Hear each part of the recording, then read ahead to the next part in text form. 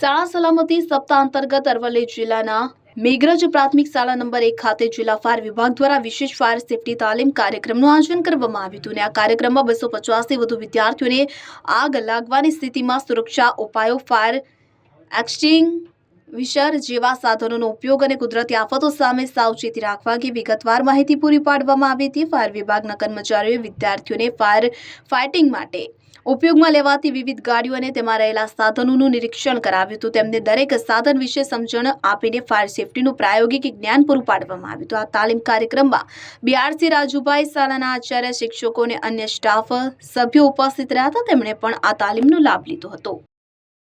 Bureau report, પાકો ગુજરાત।